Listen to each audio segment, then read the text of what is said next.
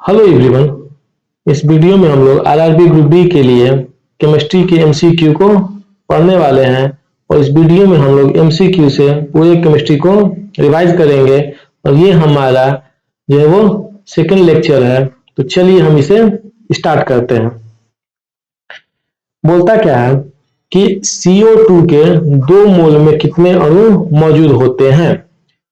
तो अगर हम बात करें तो किसी भी अणु जो होता है, जो पदार्थ होता है, उसके एक मोल में जो उनके अणुओं की संख्या होती है वो होती है आपके 6.022 गुने 10 के पावर 23 अणु।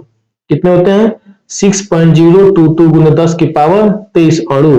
तो 2 मोल में कितने हो जाएंगे? 2 से हम गुना कर दे इसमें तो ये आपका आएगा 12.044 गुने 10 की पावर 23 अणु। देख रहे हैं आपका कौन सा ऑप्शन बी है। तो इसको टिक मत मार दीजिएगा, आपका गलत हो जाएगा।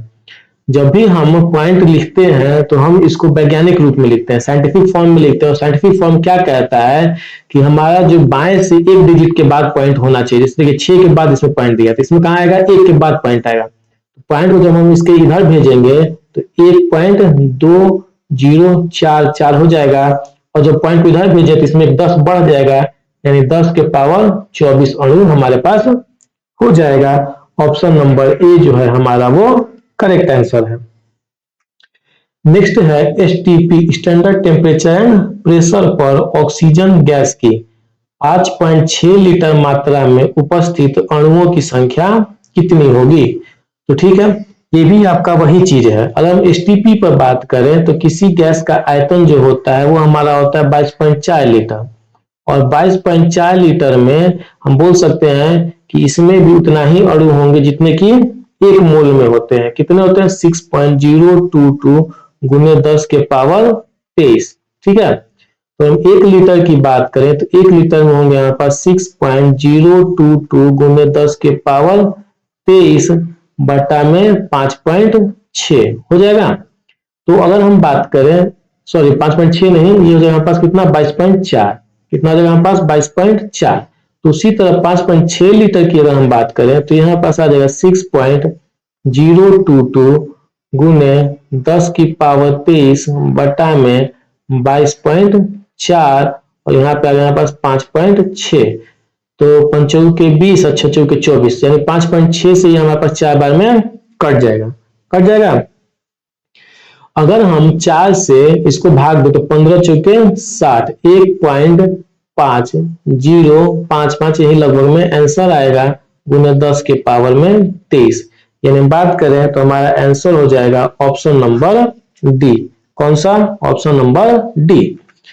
औद्योगिक परिवेशों में फ्रीऑन 12 का निर्माण सबसे अधिक किस रासायनिक अभिक्रिया द्वारा किया जाता है? किसका? फ्रीऑन 12 का निर्माण। तो फ्रीऑन 12 का निर्माण जो किया जाता है वो क्या होता है आपका? श्वार्ट्ज अभिक्रिया द्वारा। किसके द्वारा किया जाता है? श्वार्ट्ज अभिक्रिया द्वारा। Option number B.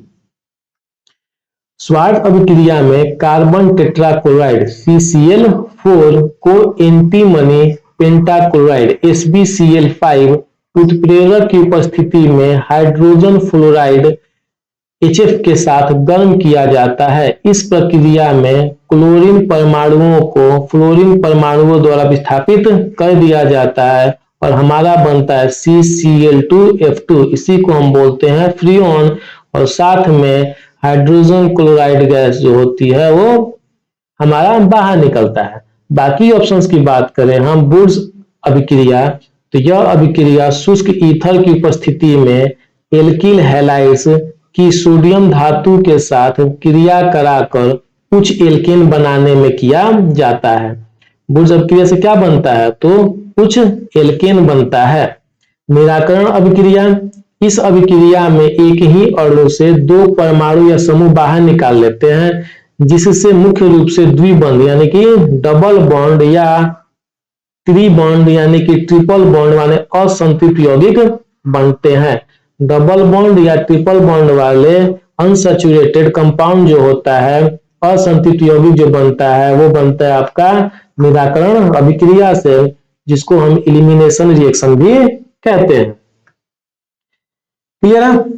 नेक्स्ट हमारे पास है असमानुपातन अभिक्रिया निम्नलिखित में से कौन सी है। चार ऑप्शन दिए गए हैं आपको, इसमें से पूछा है कि असमानुपातन अभिक्रिया कौन सी है।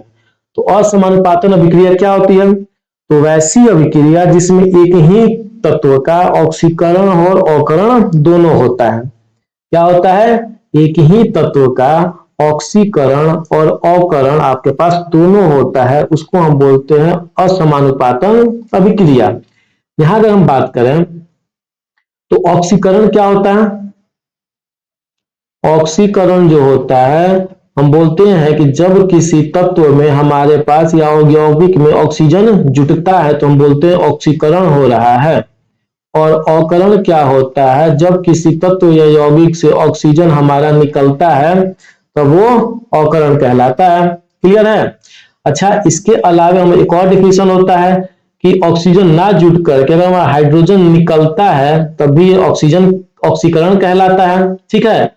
और जब ऑक्सीजन जुटता है तो हम इसको कहते हैं क्या, अवकरण हो रहा है। इसके अलावे एक और हम डिफिनेशन इसमें लगाते हैं, क्या लगाते हैं कि ऑक्सीकरण में हमारा जो होता है वो प्लस चार्ज होता है, यानी कि चार्ज जो हमारा होता है वो बढ़ता है, और ऑक्सीकरण में हमारा माइनस चार्ज होता है, यानी कि चार्ज हमारा जो होता है वो घटता है। क्लियर है। तो हम इन तीनों से हम चेक कर सकते हैं कि किसका ऑक्सीकरण हो रहा है, किसका अवकरण हो रहा है। और असमानुपातन बोला तो हमें दोनों एक ही का होना चाहिए। ठीक है। जैसे हम बात करें Cl2, H2O, HCl और HOCl, यहाँ पे ये बात हमसे किया जा रहा है। तो अगर हम बात करें ये हमारा अकेला है, Cl2 क्या अकेला है, तो इसका ऑक्सीकरण होगा वो कितना होगा, 0 होगा। यहाँ देखिए HCl को जब हम अलग अलग करेंगे तो H पे हमारा चार्ज आएगा प्लस और Cl पे आएगा क्या, माइनस आएगा ना। क्या आएगा, Cl पे हमारा आएगा माइनस। अगर हम यहाँ बात करें तो H पे हमारा चार्ज होता है कितना, प्लस, ऑक्सीजन पे होता है -2। इस -2 को मेंटेन करने के लिए यहाँ पे कैल्शियम क्लोरीन कितना होना पड़ेगा, +1 होना पड़ेगा। तो यहाँ देखिए क्लोरीन जो है यहाँ से इसमें माइनस चार्ज हुआ है, इसका मतलब हम बोल सकते हैं माइनस चार्ज के कारण कि इसका हमारा यहाँ पे क्लोरीन का अवकरण हुआ है। क्या हुआ है, अवकरण हुआ है। और HOCl में देखिए क्लोरीन जो है 0 से हमारे पास प्लस हो गया, बढ़ गया है, इसका मतलब हमारे पास ये ऑक्सीकरण हुआ है। तो ऑप्शन नंबर ए जो हमारा है वो करेक्ट है, करेक्ट है। बाकी ऑप्शन देखेंगे तो देखिए यहाँ पे Na अकेला है तो 0, Cl अकेला है तो 0, ये ब्रेक होगा तो Na प्लस और Cl माइनस। देखिए Na प्लस हुआ है इसका मतलब Na का ऑक्सीकरण हुआ है, Cl हमारा माइनस हुआ है तो Cl का हमारा अवकरण हुआ है। इसमें दोनों दो तत्व हैं, ऑक्सीकरण और अवकरण, इसलिए ये असमानुपातन अभिक्रिया को प्रदर्शित नहीं कर रहा है। क्लियर है। यहाँ देखिए CuHNO3, हम इसमें क्या कहते हैं, देखिए तो Cu के साथ हम यहाँ देखें तो ऑक्सीजन जुटा है। क्या हुआ, ऑक्सीजन जुटा है, तो यानी Cu का क्या हो रहा है, ऑक्सीकरण हो रहा है। अच्छा HNO3 देखिए, HNO3 से अगर हम इसको देखें NO2 को, ठीक है, तो यहाँ से हाइड्रोजन क्या हुआ है, निकला है। ठीक है, तो यहाँ पे हाइड्रोजन निकला है तो यहाँ पे क्या हुआ, इसका ऑक्सीकरण हुआ है। ठीक है, तक हाइड्रोजन भी निकला और ऑक्सीजन भी निकला है। तो यहाँ पे हम बोल सकते हैं क्या कि यहाँ पे हमारे पास इसका अवकरण हुआ है। ठीक है, ZnHCl, ZnCl2 और H2, ये है ना। तो Zn का ऑक्सीकरण कितना है, 0, हाइड्रोजन का +1 हो जाएगा और इसका -1। यहां देखें हम तो Cl2 है तो ये -2 हो गया और ये हमारे पास +2 हो गया। तो 0 से ये +2 हुआ है यानी कि बढ़ा है तो ये ऑक्सीकरण हो गया, हो गया। Cl -1 से हमारा, ये Cl को हम छोड़ दें तो यहाँ देखिए हाइड्रोजन हमारे पास 0 है, तो हाइड्रोजन जो है 1 से 0 का घटा है, तो इसका मतलब यहाँ पे इसका अवकरण हुआ है। तो इसका ऑप्शन जो होगा वो ए होगा, क्योंकि यहाँ पे क्लोरीन का ही ऑक्सीकरण और क्लोरीन का ही अवकरण हुआ है। क्लियर है। अभिक्रिया 2H2O2 2H2O में यदि H2 के 5 मोल और ऑक्सीजन के 2 मोल, हमारे पास दिया हुआ है क्या, H2 के 5 मोल और ऑक्सीजन के 2 मोल मिलाए जाए तो सीमांत अभिक्रमक निम्नलिखित में से कौन सा है। अच्छा, सीमांत अभिक्रमक क्या होता है, हम ये पता लगाते हैं। तो सीमांत अभिक्रमक होता है कि वैसा पदार्थ जो किसी रासायनिक अभिक्रिया में सबसे पहले पूरी तरह खत्म हो जाए। उसको हम क्या बोलते हैं, सीमांत अभिक्रमक बोलते हैं। और वैसा पदार्थ जो कि बच जाए उसको हम बोलते हैं क्या, आधिक्य अभिक्रमक। क्या बोलेंगे उसको हम, आधिक्य अभिक्रमक। तो यहां देखिए तो 2H2 प्लस O2 से हमारा क्या बना है, 2H2O। इसका मतलब क्या होगा कि हाइड्रोजन हमारे पास 2 मोल है तो ऑक्सीजन कितना है, 1 मोल, यानी कि 2:1 में हमारा हाइड्रोजन और ऑक्सीजन का खर्चा हो रहा है। किसमें, 2:1 में। क्वेश्चन के अनुसार देखिए ऑक्सीजन हमारे पास 2 मोल है और हाइड्रोजन 5 मोल है, तो अनुपात के अनुसार अगर ये 1 खर्चा तो ये 2 होगा, तो ये 2 खर्चा हुआ तो इसको कितना खर्चा होना पड़ेगा, 4 खर्चा होना पड़ेगा।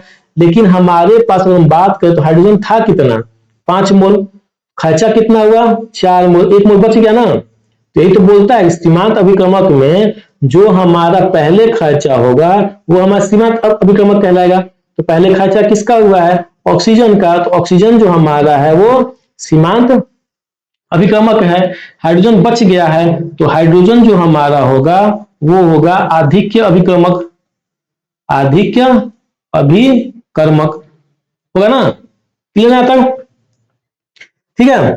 अगर हम अब नेक्स्ट की बात करें तो साम्यावस्था CH3COOH रिएक्शन CH3COOH प्लस में H प्लस आयनों को जोड़ने पर क्या होगा, तो ये होगा हमारा साम्यावस्था बाईं ओर स्थानांतरित हो जाएगी। साम्यावस्था कहां स्थानांतरित हो जाएगी, बाईं ओर। ये जो साम्यावस्था इक्विलिब्रियम रिएक्शन जो है वो हमारा बाईं ओर स्थानांतरित हो जाएगी। कैसे, देखते हैं। एक साइंटिस्ट थे ली सातेलिए, वो क्या बोलते थे, इस सिद्धांत के अनुसार यदि साम्यावस्था में किसी घटक की सांद्रता, ठीक है, बढ़ाई जाती है, जैसे हम H प्लस को बढ़ा रहे हैं, तो तंत्र उस दिशा में स्थानांतरित होता है जिससे वह बढ़ी हुई मात्रा का उपभोग कर सके। तो उस ओर जाएगा जहां बढ़ी हुई मात्रा का उपभोग कर सके। तो हम H प्लस बढ़ा रहे हैं तो CH3O माइनस और H प्लस रिएक्शन करा करके वापस से हमारा CH3COOH बना देगा। तो हमारा रिएक्शन किधर होने लगा, इधर होने लगा। तो इसीलिए हम बोलते हैं कि साम्यावस्था में कहां चला जाएगा, बाईं ओर चला जाएगा। देखिए जब इस मिश्रण में H प्लस आयनों को जोड़ा जाता है तो अभिक्रिया पर निम्नलिखित प्रभाव पड़ता है। क्या पड़ता है, पहला पड़ता है उत्पाद की सांद्रता में वृद्धि। दाईं ओर मौजूद H प्लस आयनों को जोड़ने से उत्पाद की सांद्रता बढ़ जाएगी। हमारा क्या है, उत्पाद है, प्रोडक्ट है, H प्लस जोड़ेंगे तो इसका सांद्रता क्या हो जाएगा, बढ़ जाएगा। विपरीत अभिक्रिया को बढ़ावा, इस बढ़े हुए प्रभाव को कम करने के लिए अतिरिक्त H प्लस आयन, जो अतिरिक्त हम जो बढ़ाए हैं, जो एक्सेस हुआ है, एसीटेट आयन CH3COO माइनस के साथ मिलकर वापस एसिटिक अम्ल बना देगा। यानी इसके साथ जो हम ज्यादा मात्रा में दिए थे इसके साथ मिलकर के वापस से एसिटिक अम्ल बना देगा, CH3COOH बनाने लगेगा। इसके परिणाम स्वरूप अभिक्रिया जो है विपरीत दिशा यानी कि बाईं ओर में खिसक जाती है और इसे हम कहते हैं सम आयन प्रभाव। याद रहेगा, इसे हम क्या कहते हैं, सम आयन प्रभाव कहते हैं। साम्यावस्था दाईं ओर तब स्थानांतरित होती जब हम अभिकारक में CH3COOH को जोड़ते हैं।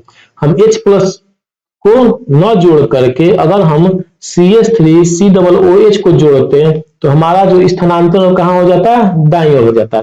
जैसे हम बात करें इस क्वेश्चन में, यहां बोलता है H प्लस न जोड़ रहे, हम क्या जोड़ दिए, CH3COOH जोड़ दिए, तो हमारा जो इसका आंसर हो जाता है वो D हो जाता है, दाईं ओर। ठीक है, इसको याद रखेंगे। इस प्रभाव को हम क्या कहते हैं, सम आयन प्रभाव। क्या बोलते हैं हम, सम आयन प्रभाव बोलते हैं। नेक्स्ट है आपका, यौगिकों का कौन सा युग्म गुणित अनुपात के नियम की व्याख्या करता है। ठीक है, सबसे हम देखते हैं गुणित अनुपात नियम क्या होता है। गुणित अनुपात नियम बोलता है क्या कि जब दो तत्व आपस में मिलकर एक से अधिक यौगिक बनाते हैं तो एक तत्व के निश्चित द्रव्यमान से सहयोग करने वाले दूसरे तत्व के द्रव्यमानों में एक अनुपात होता है। ठीक होता है, जब दो तत्व मिलकर बन रहा है तो दोनों में अनुपात होगा, और ये नियम दिया था जॉन डाल्टन ने। ठीक है, तो हम ये कह रहे हैं कि जब ये सहयोग कर रहा है दूसरे तत्वों से, यानी कि दोनों तत्व जो होता है कॉमन होना चाहिए, बराबर होना चाहिए। जैसे कार्बन है और ऑक्सीजन है, तो जो भी हमारा दो यौगिक बनेगा उसमें भी हमारा कार्बन और ऑक्सीजन ही होना चाहिए, दूसरा चीज तो होना नहीं चाहिए। ठीक है, क्योंकि एक तत्व के निश्चित द्रव्यमान बोला है और दूसरे तत्व के द्रव्यमान को हम तुलना करते तो अनुपात में आना चाहिए, तो तीसरा तत्व तो आएगा ही नहीं। ये हमारा जो कार्बन है एक निश्चित अनुपात में हो गया और बाकी ऑक्सीजन जो होगा वो हमारा एक अनुपात में होगा। ठीक है, निश्चित द्रव्यमान में हो गया तो बाकी जो ऑक्सीजन है हमारा वो एक निश्चित अनुपात में होगा होगा यानी हम ऑप्शन से ऐसे भी छाट सकते हैं जिसमें हमारा दोनों तत्व सेम हो। जैसे हम बात करें तो हमारे पास कार्बन और कार्बन डाइऑक्साइड जो डी ऑप्शन में देखिए दो ही तत्व है कार्बन और ऑक्सीजन, इसलिए हमारा डी जो है वो सही है। ठीक है, कार्बन और कार्बन देखिए निश्चित मात्रा में है, यहाँ ऑक्सीजन एक है, यहाँ ऑक्सीजन दो है, तो ये एक पूर्णांक में है, एक अनुपात दो के अनुपात में, इसलिए सही हो गया। यहाँ देखिए ये तो निश्चित अनुपात में है, निश्चित द्रव्यमान में है हाइड्रोजन, लेकिन क्लोरीन है, यहाँ ब्रोमीन है, दोनों अलग अलग है। यहाँ भी Na है लेकिन यहाँ OH है, यहाँ Cl है, यहाँ कैल्शियम है, यहाँ कैल्शियम है, यहाँ CO3 है, यहाँ Cl2 है, तो ये तीनों जो ऑप्शन है आपके वो सही नहीं है। ऑप्शन डी जो है आपका वो करेक्ट है। विश्व भर में फिनॉल उत्पादन का प्रारंभिक औद्योगिक प्रक्रम कौन सा है, जो इस प्रक्रम में प्रयुक्त मध्यवर्ती क्या है। ठीक है, फिनॉल हम किस माध्यम से बनाते हैं और जब बनाते हैं तो उसमें मध्यवर्ती क्या बनता है, बीच में क्या बनता है फाइनल रिजल्ट बनने से पहले, तो हम उसमें यूज करते हैं क्यूमीन प्रक्रम और इसमें बनता है क्या, क्यूमीन हाइड्रोपरऑक्साइड बनता है। क्या बनता है, क्यूमीन हाइड्रोपरऑक्साइड। अगर हम बात करें विश्व भर में व्यावसायिक स्तर पर, ठीक है, कमर्शियल पर्पस में फिनॉल जो होता है जिसको हम बोलते हैं C6H5OH का लगभग 95% से अधिक उत्पादन जो होता है वो क्यूमीन प्रक्रम द्वारा होता है। किससे होता है, क्यूमीन प्रक्रम द्वारा होता है। इस प्रक्रम को हॉक प्रक्रम के नाम से भी जाना जाता है, हॉक प्रक्रम के नाम से भी जाना जाता है। यह प्रक्रिया जो होती है मुख्य चरण में होती है। कैसे, पहले क्यूमीन का निर्माण होगा, फिर मध्यवर्ती का निर्माण होगा, ये आपसे पूछा गया है, फिर इसका अम्लीय अपघटन होगा। क्यूमीन का तो सबसे पहले हम लोग बेंजीन और प्रोपीन की क्रिया कराकर क्यूमीन बनाते हैं। क्या करते हैं, बेंजीन और प्रोपिलीन की क्रिया कराएंगे तो हमारा क्यूमीन बनेगा। C6H6CH whole twice double bond CH3 से हम रिएक्शन कराएंगे तो हमारा क्या बनेगा, क्यूमीन बनेगा। और क्यूमीन का फॉर्मूला होता है C6H5CH3 होल ट्वाइस। ठीक है, और इसमें हम उत्प्रेरक डालते हैं कौन सा, AlCl3 हम इसमें उत्प्रेरक डालते हैं। क्लियर है। फिर क्या बोलता है, मध्यवर्ती कल्द, जब क्यूमीन हमारा बन गया तो क्यूमीन को हवा की उपस्थिति में ऑक्सीकृत किया जाता है। तो मुख्य मध्यवर्ती के रूप में cumene hydroperoxide C6H5CH3 whole twice और डबल OH हमारा प्राप्त होता है। यही हमसे पूछा है कि मध्यवर्ती में हमारा क्या बनता है, तो क्यूमीन हाइड्रोपरऑक्साइड बनता है। यहां देखें,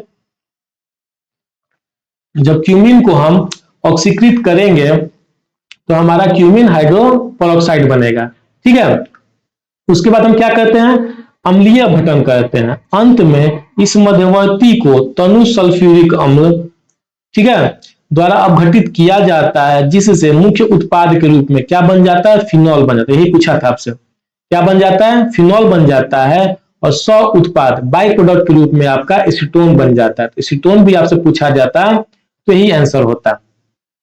ठीक है, जब हम एसिड से हम इसका रिएक्शन कराते हैं और एसिड में क्या हमारे पास तनु सल्फ्यूरिक अम्ल है, यानी कि हम इससे रिएक्शन कराते हैं H2SO4 से, तो एक फिनॉल बनता है और दूसरा एसीटोन बनता है। फिनॉल C6H5OH और एसीटोन CH3COCH3 हमारा बन जाता है। इसके बाद बाकी की ऑप्शंस की हम बात करें तो एक हमारा डाउ प्रक्रम जिसमें मध्यवर्ती बोला है टाइलून। तो डाउ प्रक्रम जो होता है टाइलून का नहीं बल्कि क्लोरोबेंजीन और कास्टिक सोडा का उपयोग उच्च तापमान और दाब पर किया जाता है। ठीक है, इसका उपयोग किया जाता है क्लोरोबेंजीन और कास्टिक सोडा का। अगर ये दिया जाता तो ये आपका आंसर हो जाता है। हॉक प्रक्रम इसको कहते हैं हम याद है, लेकिन मध्यवर्ती में बेंजीन दिया है तो बेंजीन नहीं बनता है। क्या बनता है हमारा, क्यूमीन हाइड्रोपरऑक्साइड बनता है। ठीक है, तो हॉक प्रक्रम भी हमारा सही हो जाता है क्यूमीन प्रक्रम के अलावे। लेकिन जब मध्यवर्ती दिया जाता है क्यूमीन हाइड्रोपरऑक्साइड, ठीक है। लेकिन व्यावसायिक तौर पे बोला है तो 95% हम क्यूमिन प्रोसेस से ही बनाते हैं। ठीक है। नेक्स्ट है हमारे पास क्या, रैसिन प्रक्रम, जिसका मध्यवर्ती बोला है क्लोरोबेंजीन।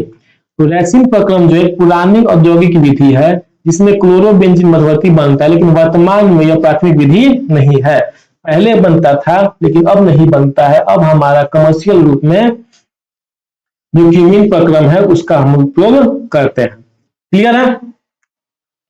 मान लीजिए कि जेड को एक प्रति एकक सेल में परमाणुओं की संख्या, एम को पदार्थ का मोलर द्रव्यमान और एन ए को एवोगाड्रो संख्या के रूप में निरूपित करते हैं। एकक सेल के घनत्व की गणना करें। जैसे ये हमारा एक सेल है, इसमें हमारा घनत्व जो है उसका गणना करना है।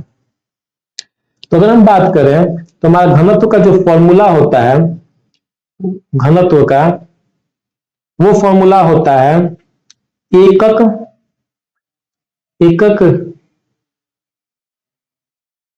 एकक सेल का कुल द्रव्यमान,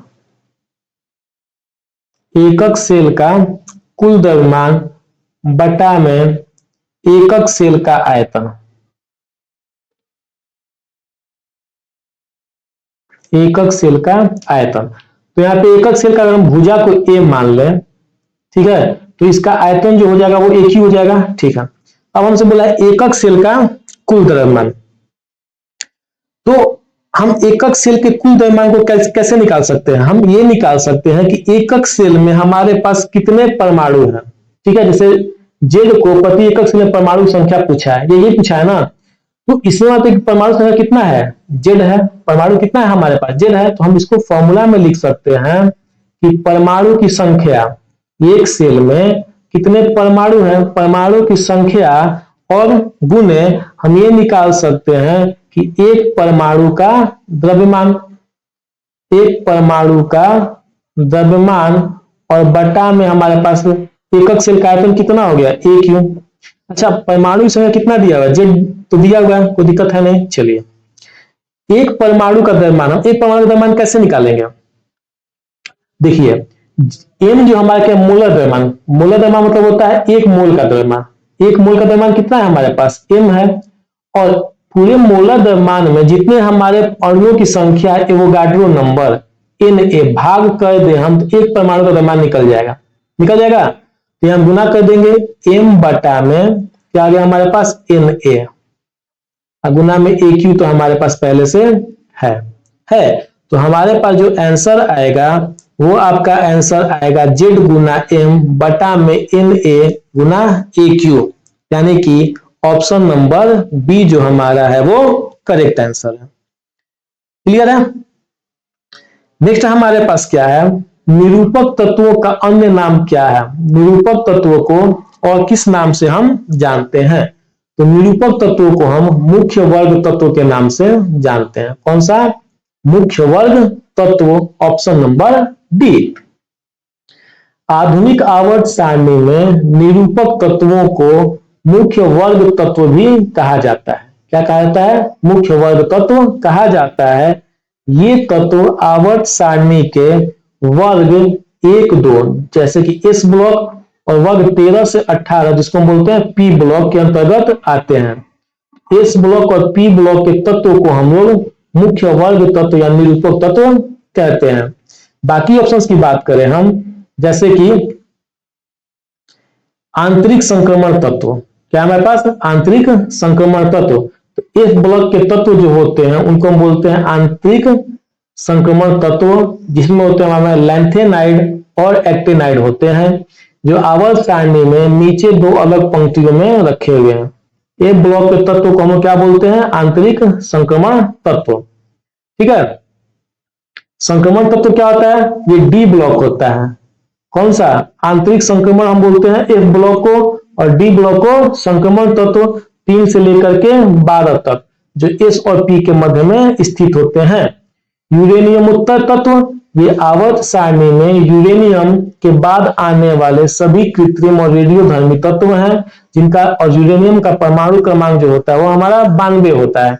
यानी 92 से लेकर के 118 तक के जो भी तत्व हैं उनको हम यूरेनियम उत्तर तत्व कहते हैं। क्लियर है? काय केंद्रित घनीय बीसीसी, जैसे यहाँ पे आप देख सकते हो बीसीसी है, इसमें परमाणुओं की उप संयोजन संख्या कितनी है? अगर हम परमाणुओं की उप संयोजन संख्या की बात करें तो उप संयोजन संख्या क्या होता है?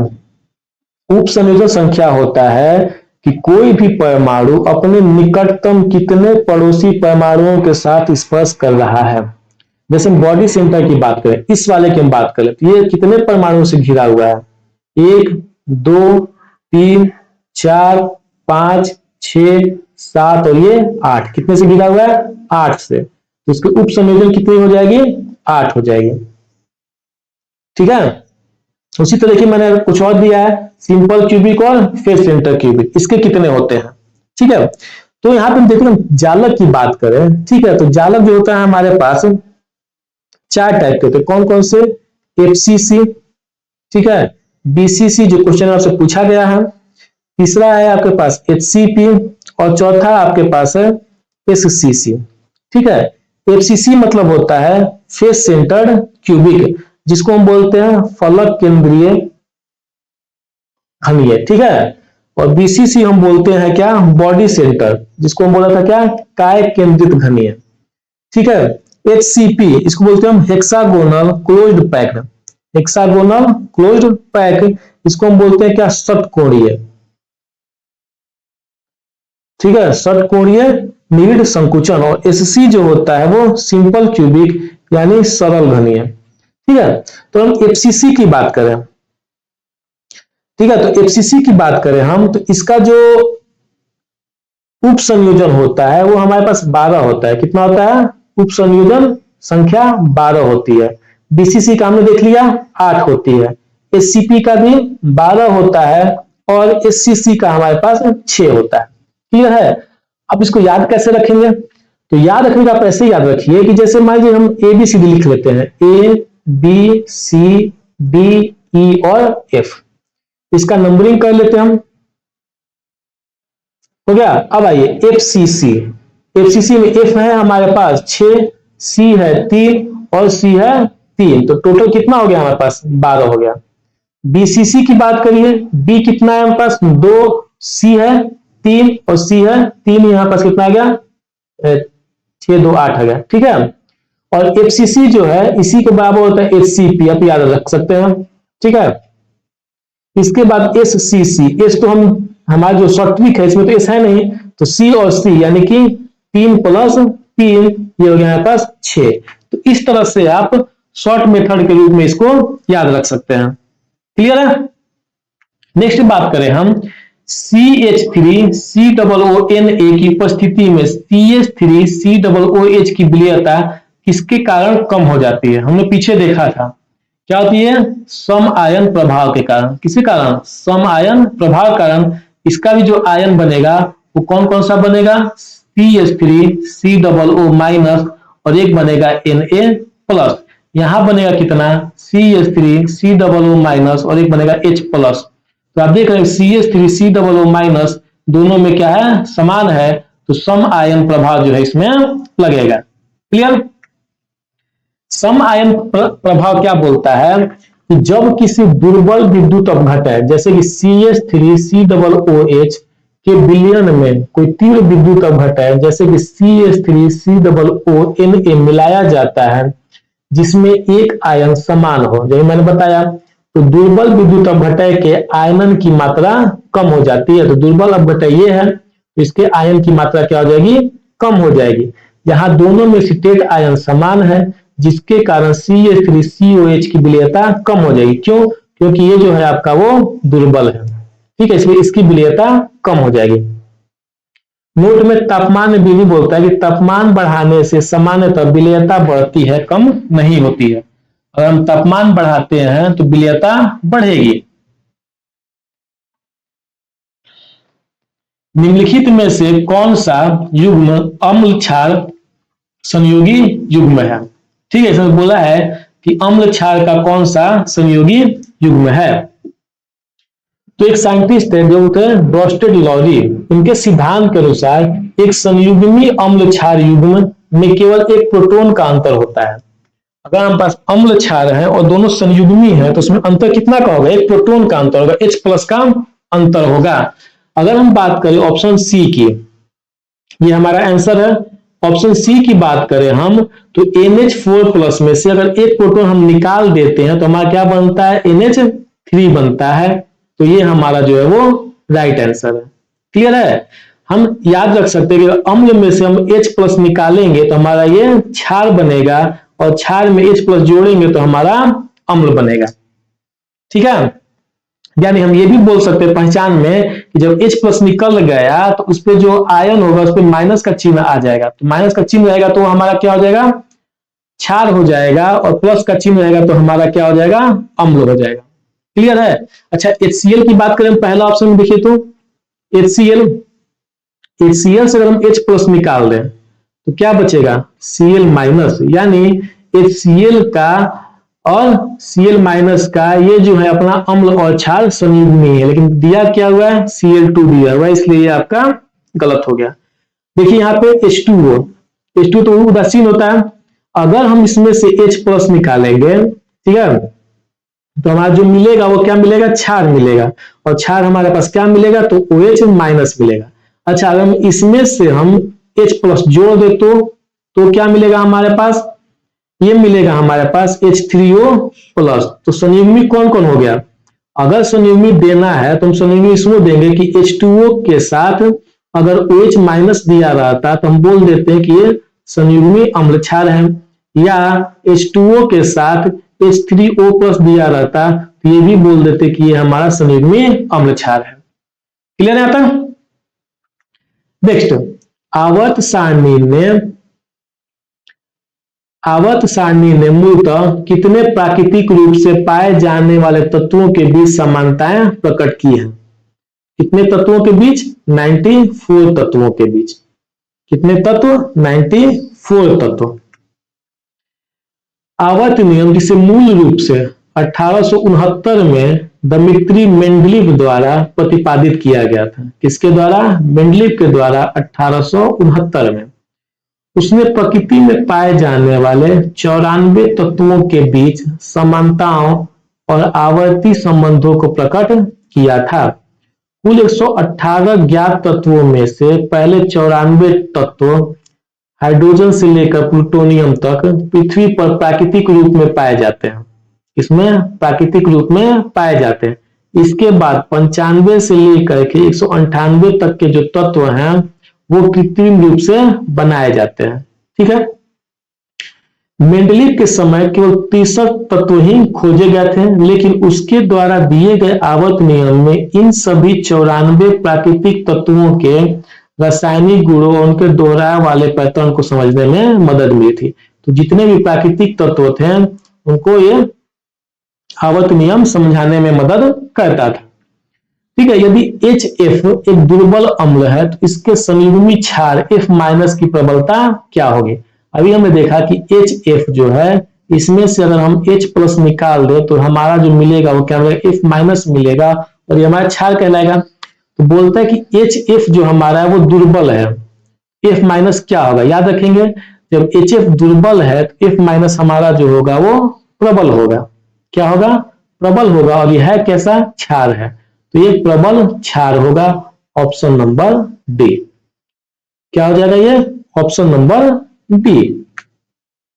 ब्रोंस्टेन लॉरी हमने पीछे देखा था कि किसी दुर्बल अम्ल का संयुग्मी क्षार हमेशा प्रबल होता है और प्रबल अम्ल का संयुग्मी क्षार हमेशा दुर्बल होता है। ठीक है। चूंकि HF एक दुर्बल अम्ल है इसलिए जब यह अपना प्रोटॉन त्यागता है तो इससे बनने वाला संयुग्मी जो क्षार बनेगा वो हमारा प्रबल कहलाएगा। ठीक है। टेट्राक्लोरोमीथेन का उपयोग मुख्यतः विनिर्माण में किस लिए किया जाता है। टेट्राक्लोरोमीथेन CCl4 का किसके लिए किया जाता है, तो प्रशीतक और एरोसोल नोदकों के उत्पादन में। Option number A. ठीक है। प्रशीतक यानी कि रेफ्रिजरेटर में टेट्राक्लोरोमीथेन का प्रयोग किया जाता है। बाकी ऑप्शंस की बात करें हम तो कांच विनिर्माण और सिरेमिक उपचार, इस उद्योग में सिलिका, फेल्डस्पार और एल्यूमिना जैसे सामग्री का उपयोग होता है। ऊनी कपड़ों की रंगाई और रंगत के लिए एसिड डाइज या क्रोमियम आधारित रसायन का उपयोग किया जाता है। उर्वरक उत्पादन और पीड़कनाशी शोधन में क्या होता है कि अमोनिया, यूरिया और नाइट्रेट जो होता है इसका यूज किया जाता है। ओजोन परत को नुकसान पहुंचाने और अत्यधिक विषैलेपन के कारण वर्तमान में क्लोरोफ्लोरोकार्बन के उपयोग पर कड़े प्रतिबंध लगा दिए गए हैं। अब इसका उपयोग जो होता है वो कम होता है, न के बराबर होता है। निम्नलिखित में से कौन सा विलयन जल अपघटन के कारण थोड़ा सा अम्लीय होता है? तो ये होता है आपका CH3COONA। ठीक है, कौन सा अम्लीय होता है? CH3COONA जल अपघटन कराने पे ये विलयन हो जाता है अम्लीय। अगर हम व्याख्या इसका देखें तो NH4Cl अमोनियम क्लोराइड यह एक प्रबल अम्ल है। ठीक है, यह एक प्रबल अम्ल HCl और दुर्बल क्षार NH4OH। ठीक है, NH4OH, एक सेकेंड, सॉरी इसका आंसर हो जाएगा आपका NH4Cl। ठीक है, कौन सा होगा? NH4Cl, ऑप्शन नंबर बी जो है आपका वो अम्लीय हो जाता है। तो एक प्रबल अम्ल HCl और दुर्बल क्षार NH4OH से बना लवण है। तो प्रबल कौन है? आपका अम्ल है। इससे जो भी लवण बना है वो आपका अम्लीय हो जाएगा। ठीक है, तो NH4OH, HCl, NH4Cl, H2O। तो हमारे पास HCl जो है आपका वो प्रबल है, इसलिए इसका जो लवण होगा वो अम्लीय हो जाएगा। अम्ल आपका क्योंकि प्रबल है। ठीक है, तो जो प्रबल रहेगा वो आपका बन जाएगा। क्षार प्रबल रहेगा तो क्षारीय हो जाएगा, अम्ल प्रबल रहेगा तो अम्लीय हो जाएगा। तो इसलिए आपको रिएक्शन भी पता होना चाहिए कि आखिर बना किससे है। NH4Cl बना है आपका NH4OH से और HCl से। क्लियर है? अगर हम NH4CH3COO की बात करें तो ये बना है आपका CH3COOH से और NH4OH से। ठीक है, तो ये आपका जो है वो उदासीन हो जाए। क्यों? क्योंकि ये दोनों जो है वो दुर्बल हैं। NH4OH जो होता है दुर्बल क्षार होता है और CH3COOH जो होता है वो दुर्बल अम्ल होता है। तो इससे जो लवण बना है वो कैसा बना है? उदासीन बना है। नेक्स्ट देखिए CH3COONA। ठीक है, ये बना है आपका CH3COOH से और NaOH से। ठीक है, अगर हम इसमें बात करें तो CH3COOH जो होता है वो आपका दुर्बल अम्ल होता है और NaOH जो होता है आपका प्रबल क्षार होता है। क्या होता है? ये प्रबल क्षार होता है। तो अभी हमने बताया प्रबल कौन है? क्षार है। तो जो लवण बना है वो कैसा बनेगा? क्षारीय बनेगा। लवण कैसा बनेगा? क्षारीय बनेगा। ये आपका बनेगा उदासीन बनेगा। ठीक है, अब देखिए यहाँ पे NH3 है और NaClO है, इससे बना है आपका Na2Cl। ठीक है, तो इसका जो ये जो बना है NH2Cl ये भी कैसा आपका बना है? उदासीन बना है। ठीक है, ये कैसा बना है? आपका उदासीन बना है, क्योंकि ये जो है आपका ये आपका दुर्बल अम्ल है और ये आपका दुर्बल क्षार है। तो दुर्बल अम्ल और दुर्बल क्षार से जो लवण बनेगा वो आपका उदासीन बनेगा। क्लियर है? तो यानी कि हम ऐसे याद कर सकते हैं कि अगर हमारा अम्ल प्रबल है और क्षार प्रबल है, दोनों प्रबल है, तो जो लवण बनेगा वो हमारा उदासीन बनेगा। ठीक है, अगर वो दुर्बल है और वो क्षार भी दुर्बल है तो ये भी जो हमारा लवण बनेगा वो उदासीन बनेगा। यानी कि दोनों एक जैसा है, प्रबल है तो प्रबल और दुर्बल है तो दुर्बल, तो लवण जो बनेगा हमारा उदासीन बनेगा। अब आते हैं यहाँ पे, अगर अम्ल हमारा प्रबल है तो जो लवण बनेगा वो अम्लीय बनेगा और अगर हमारा क्षार प्रबल है तो जो हमारा लवण बनेगा वो क्षारीय बनेगा। ठीक है, तो थोड़ा सा हम देख लेते हैं कि कौन कौन सा हमारा प्रबल होता है अम्ल और कौन कौन सा क्षार प्रबल होता है। प्रबल अम्ल की बात करें तो हाइड्रोक्लोरिक अम्ल जो होता है वो प्रबल होता है। हाइड्रोब्रोमिक अम्ल, हाइड्रोआयोडिक अम्ल, नाइट्रिक अम्ल, सल्फ्यूरिक अम्ल, परक्लोरिक अम्ल और क्लोरिक अम्ल, ये जो होते हैं आपके वो प्रबल अम्ल होते हैं। तो इसको आपको याद होना चाहिए आंसर करने के लिए। ठीक है, प्रबल क्षार की बात करें हम तो sodium hydroxide, potassium hydroxide, rubidium hydroxide, caesium hydroxide, calcium hydroxide, strontium hydroxide और बेरियम हाइड्रोक्साइड, ये जो होते हैं आपके प्रबल क्षार होते हैं। क्लियर है तब? तो प्रबल अम्ल और प्रबल क्षार याद होने चाहिए। एक बफर विलयन में CH3C OOH 0.1 m से CH3C माइनस 0.1 m है। यदि CH3C OOH का pKa जो है 4.7 है तो इसका pH मान कितना होगा? तो अगर हम pH मान की बात करें तो हमारा pH मान का फॉर्मूला जो होता है वो कितना होता है? अगर हम pH की मान करें तो pH का जो फॉर्मूला निकालते हैं वो निकालते हैं pKa प्लस में हमारा होता है संयुग्मी क्षार बटा में संयुग्मी अम्ल। ठीक है, और इसका हम क्या ले लेते हैं? लॉग ले लेते हैं। क्या लेते हैं? लॉग। pKa जो हमारा है वो है 4.76 प्लस लॉग। अच्छा, संयुग्मी क्षार और संयुग्मी अम्ल, यहां देखिए दोनों का वैल्यू एक जैसा दिया, 0.1 और 0.1। तो आप किसी को ऊपर किसी को नीचे रखिए, कोई फर्क नहीं पड़ेगा, लेकिन वो पता होना चाहिए कौन अम्ल है कौन क्षार है। अगर अंक बदल देता तो ऐसा गलत हो जाता। तो अभी हमने बताया था कि अगर अम्ल में से H प्लस निकाल देते हैं तो जो मिलता है वो क्षार मिलता है, या शॉर्ट बताया था कि जिसमें -4 है वो हमारा क्या कहलाता है? चार्ज है, वो हमारा क्या कहलाता है? क्षार कहलाता है। तो ये क्षार हो गया और ये अम्ल हो गया। तो 0.1 जो है ये ऊपर रहेगा और ये वाला 0.1 नीचे रहेगा। ये कट के हमारे पास आ जाएगा कितना? 1। तो 4.76 प्लस log 1। log 1 का वैल्यू कितना होता है? 0 होता है। तो 4.76 प्लस 0 ये हमारा आ गया 4.76। इसका आंसर ऑप्शन नंबर सी।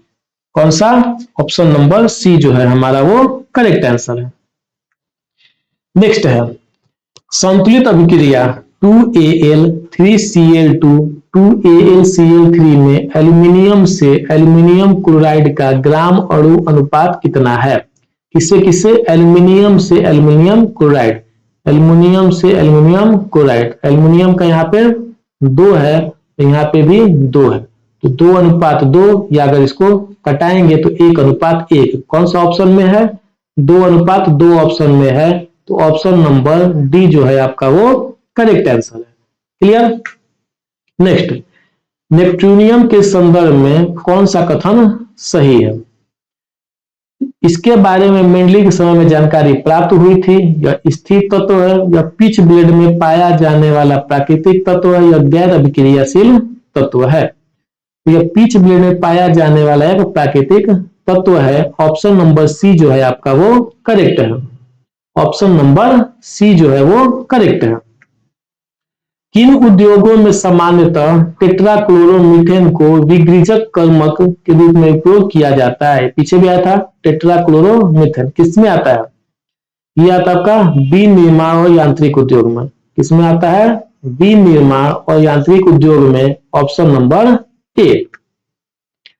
टेट्राक्लोरोमीथेन, जिसे हम कार्बन टेट्राक्लोराइड भी कहते हैं, में तेल, ग्रीस और वसा को घोलने की अद्भुत क्षमता होती है। विनिर्माण और यांत्रिक उद्योगों में धातु की सतहों, भारी मशीनरी, औजारों और ऑटोमेटिव पुर्जों से ग्रीस और तेल हटाने के लिए इसका व्यापक रूप से उपयोग किया जाता है। चूंकि यह आग नहीं पकड़ता है, इसलिए कारखानों में सुरक्षा के लिहाज से इसे अन्य ज्वलनशील सॉल्वेंट से बेहतर माना जाता है। ठीक है, इसमें आग नहीं पकड़ता है।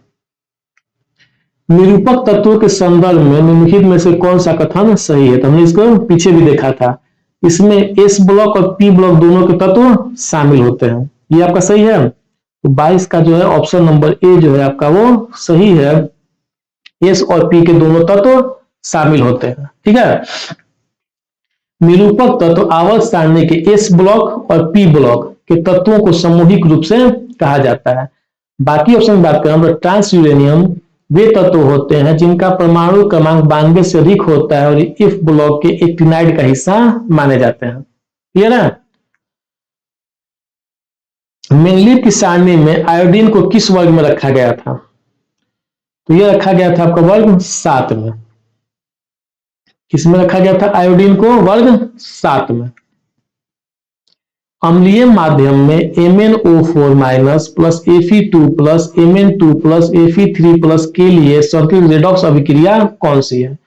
संतुलित में हम लोग क्या करते हैं कि उसके तत्वों को गिन लेते हैं कि कितने तत्व हैं, ठीक है। तो इससे बढ़िया हम उसके चार्ज को गिन लें, माइनस प्लस जो है हम उसी को गिन लेते हैं कि कितना है, ठीक है। जैसे यहाँ पे देखिए आप, यहाँ पे 1 है, यहाँ पे 2 प्लस है, यहाँ पे 2 है, तो कितना हो गया 4 प्लस। यहाँ पे था अगर -1 था और 4 प्लस था, यहाँ पे कुछ है नहीं था तब 0, तो टोटल कितना आ गया 3 आ गया। अगर हम RHS की बात करें तो यहाँ 2 प्लस है और 3 प्लस है, तो टोटल प्लस में कितना आ गया 5। ये हमारे पास 3 है 5 ये नहीं हो सकता है। यहाँ देखते हैं, यहाँ पे हमारे पास क्या है -1 प्लस 5 2 10 प्लस में 10 है और प्लस में 8 है, 8 गुने 1 8, ये पास कितना आ गया 10 8 18 में से गया तो ये 17 का हमारे पास आ गया प्लस। यहाँ देखिए 2 प्लस है 2 और ये 5 गुने 3 प्लस है तो 15 प्लस हो गया, और यहाँ पे तो 0 है तो ये 0 हो गया, 15 2 17। हम देखें तो LHS में यहाँ पास 17 चार्ज है और HS में भी 17 चार्ज है, तो हम बोल सकते हैं कि ऑप्शन बी जो हमारा है वो करेक्ट है। क्लियर है, ऑप्शन बी जो हमारा है वो करेक्ट है, ठीक है।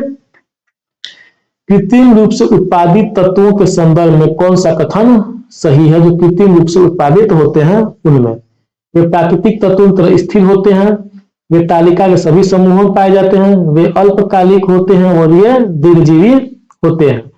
तो जो उत्पादित हुआ तो खत्म हो गए, तो वे जो होते हैं वो अल्पकालिक होते हैं, ठीक है। ऑप्शन नंबर सी जो होते हैं। जब पहले बात करें हम तो ये प्रकृति की तरह स्थिर नहीं होते, जो अल्पकालिक है तो इसका अस्थिर होंगे और रिएक्शन करके वो खत्म हो जाएंगे, ये खुद ब खुद टूटने लगते हैं और ये अंततः जाकर के फाइनली खत्म हो जाते हैं, ठीक है।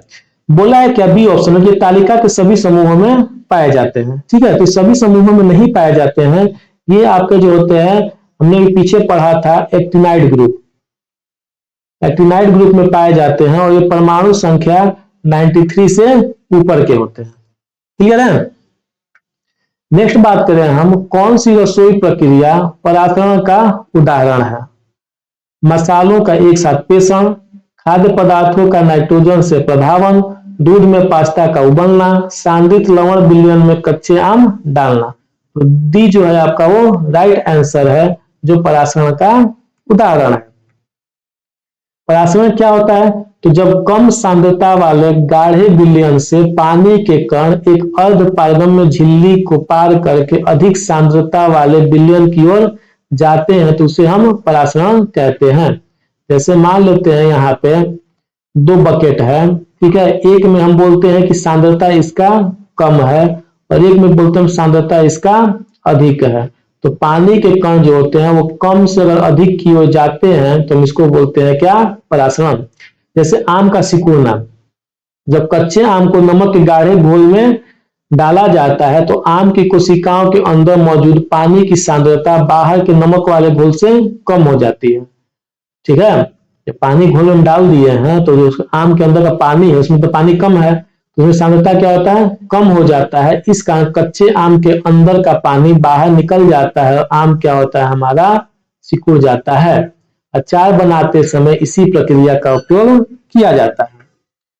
बाकी ऑप्शंस की बात करें हम, मसालों का एक साथ पेषण, तो यह केवल एक यांत्रिक प्रक्रिया है जिसमें ठोस मसालों का घर्षण द्वारा छोटे छोटे टुकड़ों में तोड़ा जाता है।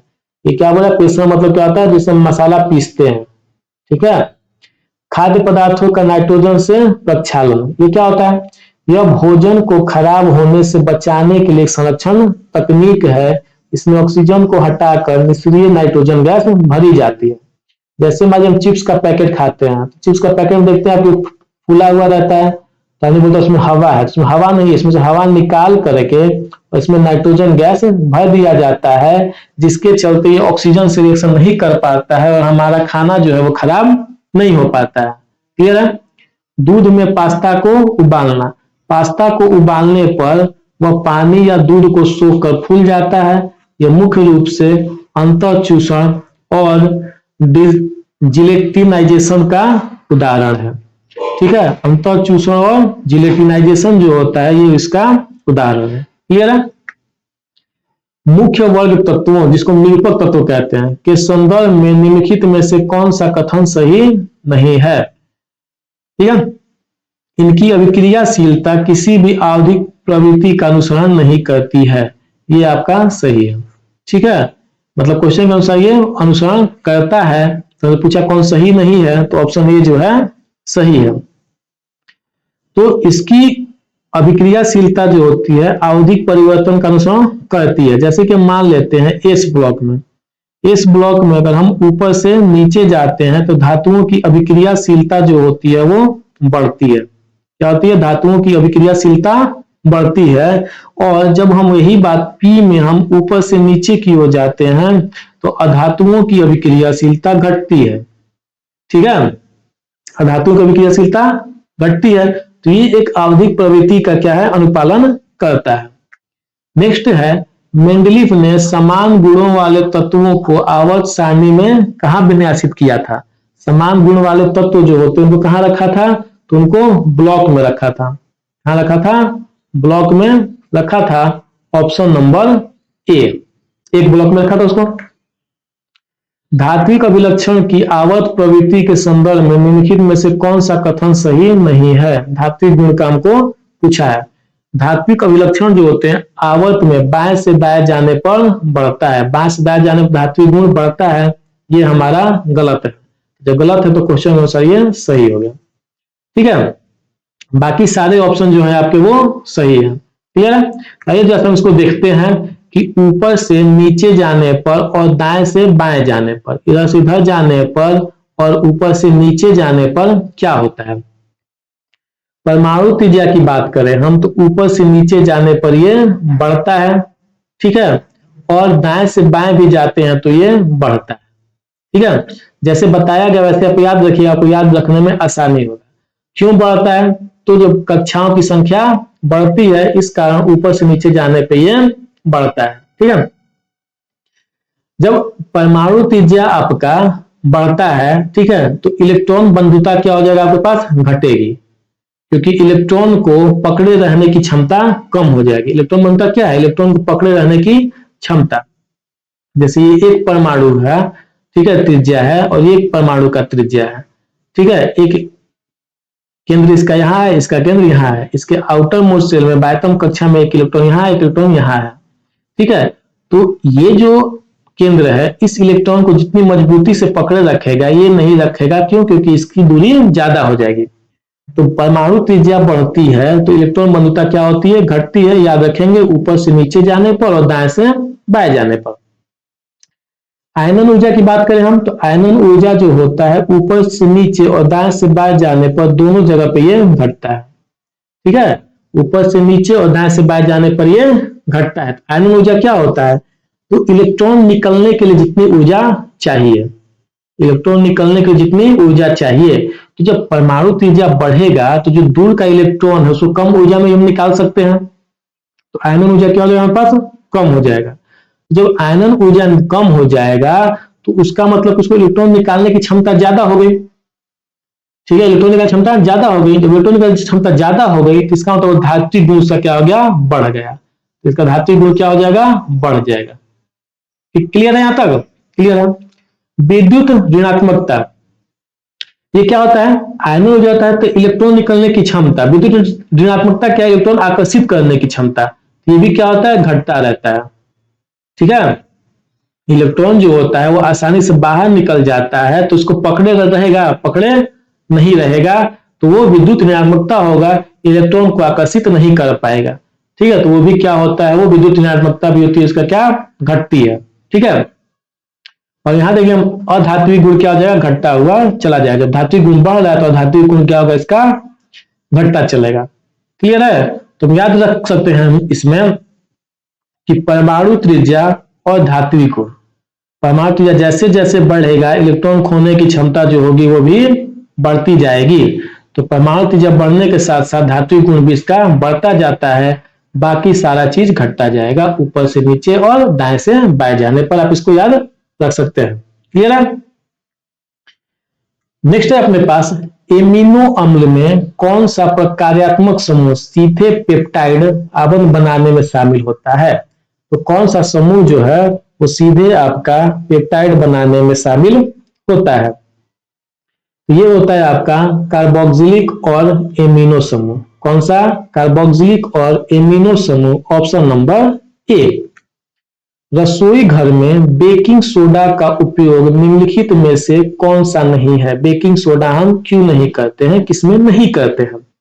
अग्निशामक यंत्रों में, प्रति अम्ल में, खमीर उठाने में, खाद्य रंग के लिए। तो खाद्य रंग के लिए हम बेकिंग सोडा का उपयोग नहीं करते हैं, option number D. Baking soda का उपयोग की बात करें हम तो अग्निशामक में होता है, प्रति अम्ल में होता है, खमीर उठाने में होता है। सोडा एसिड अग्निशामक यंत्रों में गर्म होने पर अम्ल से क्रिया करने पर बेकिंग सोडा भारी मात्रा में कार्बन डाइऑक्साइड गैस छोड़ता है। बेकिंग सोडा को जब हम अम्ल से एसिड से रिएक्शन कराते हैं तो वो कार्बन डाइऑक्साइड गैस बनता है, जो आग के चारों ओर ऑक्सीजन की सप्लाई काटकर उसे बुझा देता है। प्रति अम्ल में कैसे? बेकिंग सोडा जो होता है वो क्षारीय होता है। जब पेट में एसिडिटी होती है तो यह पेट के हाइड्रोक्लोरिक अम्ल को उदासीन करके राहत प्रदान करता है। खमीर उठाने में, जब इसे आटे या बैटर में मिलाकर पकाया जाता है तो ये कार्बन डाइऑक्साइड गैस के बुलबुले बनाता है, जिससे केक, ढोकला, इडली और ब्रेड फूलकर स्पंजी और नरम हो जाते हैं। पी ब्लॉक तत्वों के संदर्भ में निम्नलिखित में से कौन सा कथन सही नहीं है? आप क्वेश्चन ध्यान दिया कीजिए, सही है पूछा है या सही नहीं पूछा है, जिसमें बड़ा कंफ्यूजन होता है। तो हमसे पूछा कौन सा कथन सही नहीं है, तो पी ब्लॉक में अधातुओं उत्कृष्ट गैस शामिल है, ये सही है। 13 से 18 तक ये भी सही है। बायतम विन्यास 1 से लेकर 6 तक ये भी सही है। संक्रमण तत्व कहा जाता है, ये आपका गलत है। पी को हम संक्रमण तत्व नहीं कहते हैं, हम इसको कहते हैं किसको? एफ को। ए ब्लॉक के तत्व को हम क्या बोलते हैं? संक्रमण तत्व। संक्रमण तत्व आज सारणी में डी ब्लॉक के तत्वों को संक्रमण तत्व कहा जाता है। सॉरी, यहां पर जगह डी ब्लॉक के तत्वों को संक्रमण तत्व कहा जाता है क्योंकि इसके गुण एस ब्लॉक और पी ब्लॉक तत्वों के बीच में होते हैं, और पी तत्व के ब्लॉक को हम क्या कहते हैं? निरूपक तत्व कहते हैं। ठीक है। एल्युमिनियम के अंतर्गत अज्ञात तत्व के लिए रिक्त स्थान को क्या कहा गया था? तो मेंडलीफ ने कुछ अज्ञात तत्वों के लिए खाली जगह छोड़ दिया था। ठीक है, तो उस एल्युमिनियम के जो खाली जगह छोड़ा था उस तत्व को क्या कहा था? उस तत्व को कहा था क्या? एका एल्युमिनियम। क्या कहा गया था? एका एल्युमिनियम, ऑप्शन नंबर सी। रूसी रसायन शास्त्री दमित्री मेंडलीव ने 1869 में अपनी आवर्त सारणी बनाई, तो उन्होंने कुछ ऐसे तत्वों के लिए खाली स्थान छोड़ दिए जिनकी खोज उस समय तक नहीं हुई थी। उन्होंने एल्युमिनियम के ठीक नीचे आने वाले अज्ञात तत्व की भविष्यवाणी की कि तत्व आएगा, बाद में उसकी खोज होगी, और संस्कृत शब्द एकाज का उपयोग करके उसे अस्थायी रूप से एका एल्युमिनियम नाम दिया। तत्व का तो ज्ञान नहीं था, लेकिन खाली जगह छोड़ने से अच्छा था, उसका नाम दे दिया गया एका एल्युमिनियम। जो तत्व यहाँ पे आएगा उसका प्रॉपर्टी जो होगा वो इस टाइप से होगा, एल्युमिनियम के जैसा होगा। वर्ष 1875 में, ठीक है, अज्ञात तत्वों की खोज फ्रांसीसी वैज्ञानिक पॉल एमिल लेकोको डी ने बोगिसवार्डन द्वारा की गई, जिसे आज हम गैलियम के नाम से जानते हैं। एका एल्युमिनियम को जो खाली जगह छोड़ा गया था वह तत्व खोजा गया और उसको हम आज गैलियम के नाम से जानते हैं। गैलियम के गुण ठीक वैसे ही निकले जैसी भविष्यवाणी मेंडलीफ ने एका एल्युमिनियम के लिए की थी। मेंडलीफ ने गैलियम के अलावा दो और प्रमुख तत्वों के लिए इसी तरह खाली स्थान छोड़े थे। एक का नाम रखा था एका बोरोन और एक का नाम रखा था एका सिलिकॉन। बोरोन के नीचे खाली जगह छोड़ा जिसको एका बोरोन कहा गया, और सिलिकॉन के नीचे खाली जगह छोड़ा जिसको एका सिलिकॉन कहा गया। और बाद में जिसकी खोज हुई तो एका बोरोन वाले तत्व का नाम रखा गया स्कैंडियम और एका सिलिकॉन वाले का नाम रखा गया जर्मेनियम। क्या रखा गया? जर्मेनियम। किसी यौगिक का मूलानुपाती सूत्र CH2 है, इसका मोलर द्रव्यमान 56 ग्राम है, तो आणविक सूत्र क्या होगा? मूलानुपाती सूत्र कितना है? CH2। CH2 का हम मोलर द्रव्यमान निकाले तो कार्बन कितना हमारे पास 12 हो जाएगा और हाइड्रोजन हो जाएगा हमारे पास 2, यानी कितना आ गया? 14। CH2 का मूलर द्रव्यमान कितना आ गया 14, सॉरी मूलानुपातिक द्रव्यमान कितना आ गया 14, अब मूलर द्रव्यमान कितना है 56। तो मोल की संख्या निकाले तो मोल हमारे पास आ जाएगा 56 बटा में 14, ये कट जाएगा 14 चौके 56 यानी कि 4 मोल, कितना आ गया 4 मोल। तो हमारे पास 4 मोल आ गया कितना CH2, तो इसका हम सूत्र लिखेंगे तो ये आ गया हमारे पास C4H8, C4 और ये H8, ये हमारे पास इसका सूत्र आ गया। ऑप्शन नंबर सी जो है हमारा वो करेक्ट आंसर है। आवर्त सारणी में तत्वों के वितरण के संदर्भ में निम्नलिखित में से कौन सा कथन सही नहीं है। तत्वों के वितरण के संदर्भ में उपधातुएं पूरी सारणी में यादृच्छिक रूप से बिखरी पड़ेंगी, यादृच्छिक मतलब जहां तहां, तो ये आपका गलत है। ठीक है, तो क्वेश्चन के अनुसार हमारा ये जो हो जाएगा वो सही हो जाएगा, बाकी सही है। अधातुएं शीर्ष दाएं कोने पर होती हैं, ठीक है, अधातुएं बाईं ओर स्थित होती हैं। धातुओं और अधातुओं को पृथक करने के लिए एक जिगजैग रेखा होती है और इसी जिगजैग रेखा के आसपास आपका उपधातु होता है। क्लियर है। नेपच्यूनियम और प्लूटोनियम जैसे तत्व कहाँ पाए जाते हैं, ये पाए जाते हैं आपका पिच ब्लेड में। कहाँ पे, पिच ब्लेड में। मेंडलीफ के समय निम्नलिखित में से कौन से तत्व नहीं खोजे गए थे, तो ये आपका खोजा नहीं गया था कौन, रेडॉन और पोलोनियम। कौन सा, रेडॉन और पोलोनियम। गैलियम और जर्मेनियम भी आपके नहीं खोजे गए थे, ठीक है, लेकिन इसका भविष्यवाणी कर दिया गया था। ठीक है, गैलियम का क्या था, एका एल्यूमिनियम, और जर्मेनियम का क्या था, एका सिलिकॉन। तो इसका भविष्यवाणी कर दिया गया था, इस नाम से नहीं किया था लेकिन इसका भविष्यवाणी कर दिया गया था। लेकिन तब तक रेडॉन और पोलोनियम के बारे में कोई जानकारी नहीं थी, इसलिए ऑप्शन सी जो है आपका वो करेक्ट है। मेंडलीफ ने अपनी आवर्त सारणी में तत्वों को किस क्रम में व्यवस्थित किया था, तो ये किया था आपका परमाणु द्रव्यमान के बढ़ते क्रम में। ठीक है, किसके बढ़ते क्रम में, परमाणु द्रव्यमान के बढ़ते क्रम में। अभी जो वर्तमान का हमारा जो आवर्त सारणी है वो परमाणु क्रमांक के बढ़ते क्रम पे है। मेंडलीफ ने आवर्त सारणी किस वर्ष प्रकाशित की थी, तो ये प्रकाशित किया था 1869 में, ऑप्शन नंबर ए। क्लियर है। आधुनिक आवर्त सारणी के संदर्भ में निम्नलिखित में कौन सा कथन सही नहीं है, आधुनिक वाले के बारे में पूछा गया है। वर्ग ऊर्ध्वाधर स्तंभ होते हैं, जैसे ये है, इसको हम क्या बोलेंगे, वर्ग बोलेंगे, और वर्ग बोलेंगे, इसको क्या बोलेंगे, आवर्त बोलेंगे, तो ये हमारा सही है। दूसरे और तीसरे आवर्त में 8 और 8 तत्व है, तो ये हमारा जो है वो बोला कौन सा कथन सही नहीं है, दूसरे और तीसरे आवर्त में।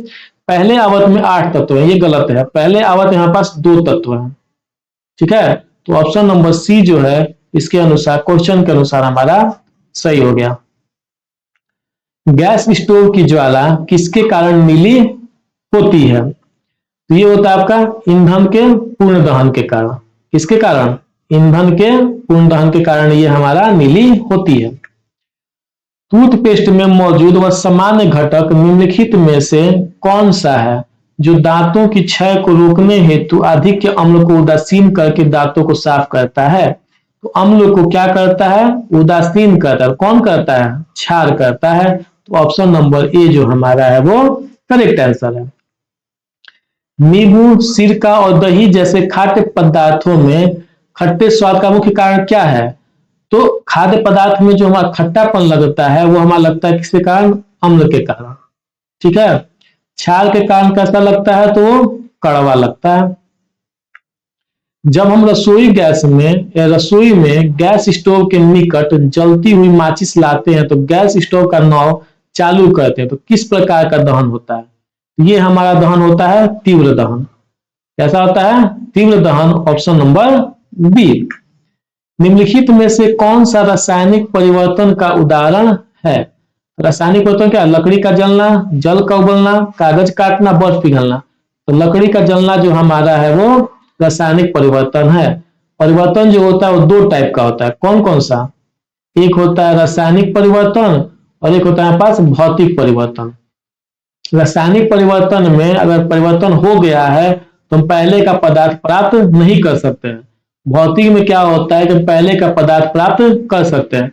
जैसे लकड़ी जल गया है तो क्या वापस लकड़ी मिलेगा, नहीं मिलेगा। तो ये हमारा हो गया क्या, रासायनिक परिवर्तन। जैसे जल उबल गया, भाप बनेगा, तो भाप क्या वापस जल बनेगा? बन जाएगा। तो भौतिक परिवर्तन है। कागज का काटना, कागज काटे तो क्या हमारा कागज मिल जाएगा वापस? तो मिल जाएगा, ये भी भौतिक है।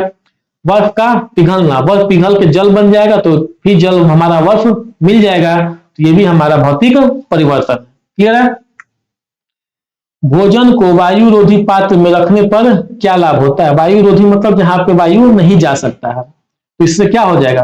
कि भोजन का रंग बदल देता है, स्वाद बढ़ा देता है, जीवाणु वृद्धि को बढ़ाता है, ऑक्सीकरण को मंद कर देता है। तो डी ऑप्शन हमारा सही है।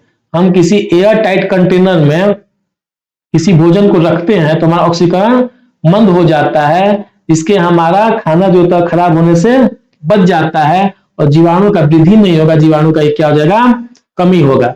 ठीक है? तो ये हमारा क्या करता है? ऑक्सीकरण को मंद कर देता है, ऑक्सीकरण नहीं जा पाता है, तो जिसके कारण हमारा ऑक्सीकरण नहीं हो पाता है और हमारा खाना जो है खराब होने से बच जाता है। क्लियर है?